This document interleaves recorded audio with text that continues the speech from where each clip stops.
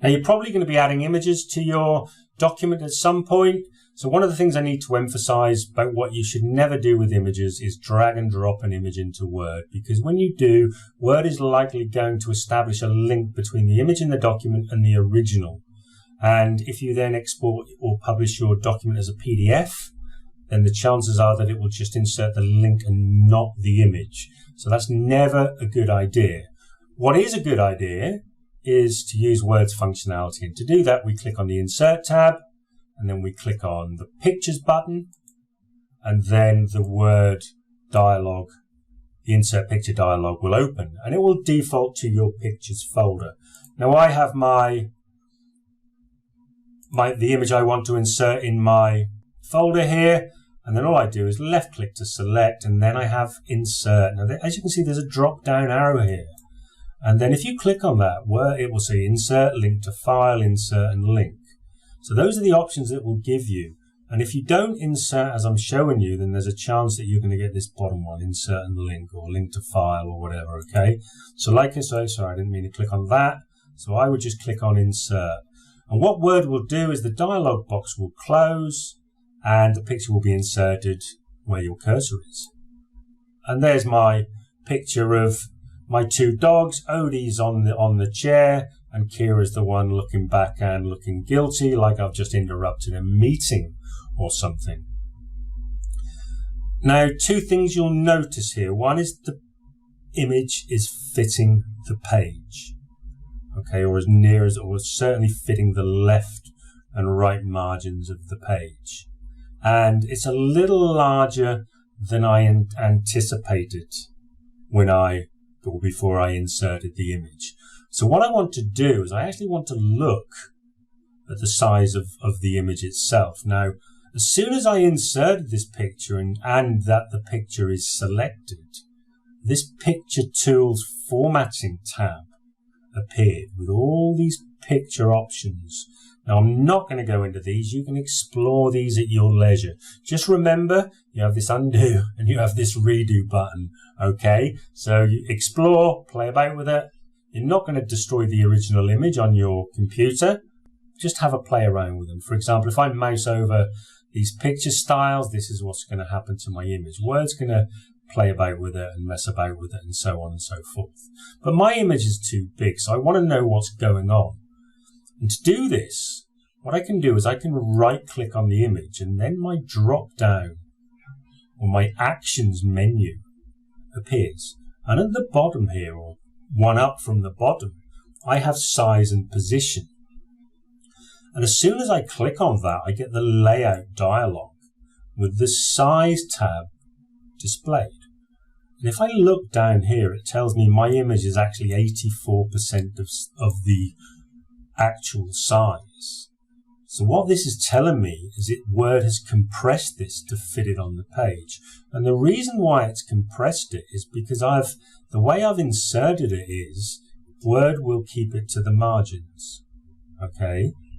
So if I cancel now, sorry, I won't cancel. I'll click on Text Wrapping because this is showing me what Word's doing. When I click on Text Wrapping, I have this wrapping style, and as you can see, I have these 7 options. The one selected is in line with text. This means text top and bottom of the image. There's going to be no wrapping of text around it. This is kind of what you'd use for the internet, okay?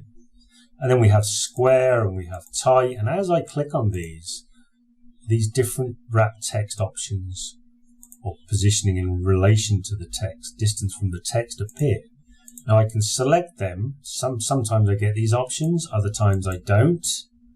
But again, you can play about with this. I'm just showing you what Word's doing. And this put it in line with text, so it's constrained it to the margins of the page.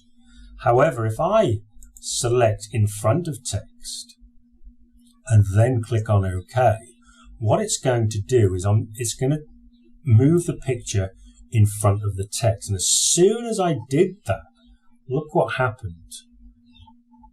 Okay, my image now came in front of the text. If I do undo, Control Z, as I can see, it's now in line with text. So it's text at the top and text at the bottom, like so. If I redo by doing Control Y, my image is now in front of the text. So if I left click and drag that up, as soon as enough of the image goes onto the page, it will actually be in front of the text.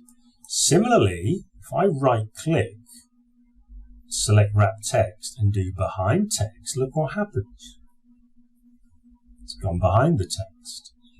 If I now look at, it's changed to more layout options, and I click on size, if you look there at the scale, it's still 84%. But my image, if I click on cancel, my image is no longer constrained by margins. So if I right click, size and position, and I make my image 100%, because the lock aspect ratio checkbox is checked, the image is now 100%. If I click on OK, look what happens to the image in the document. It's now gone to 100% of the size. But it's way too big for my document.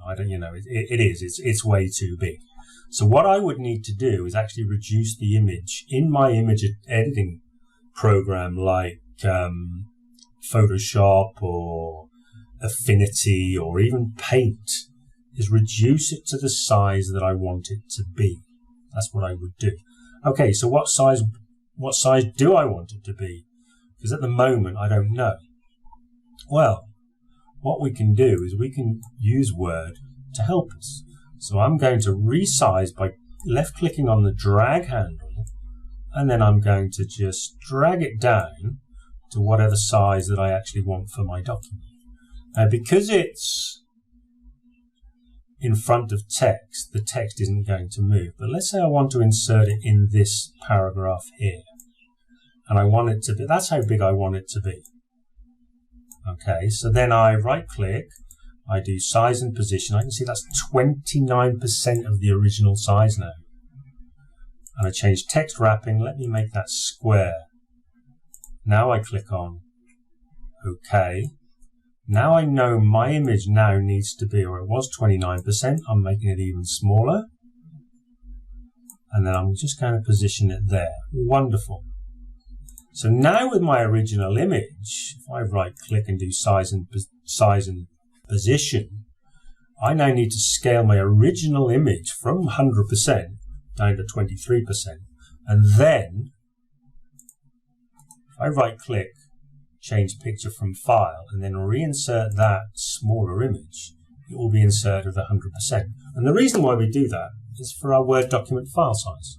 If you put a huge image in, Word has to do things with it, but the file size is still going to grow. By doing it this way, we're keeping the file size down, the image looks crisp, Word's not compressing it or stretching and doing things like that with it. Okay, there is a little bit more in this video than I anticipated, but that shows you how to insert and play about with images. Okay, as with everything in Word, I would thoroughly recommend that you try it out for yourself. Trial and error is the best way to learn, and I do cover these in my other courses, but this is the way you need to go. Okay.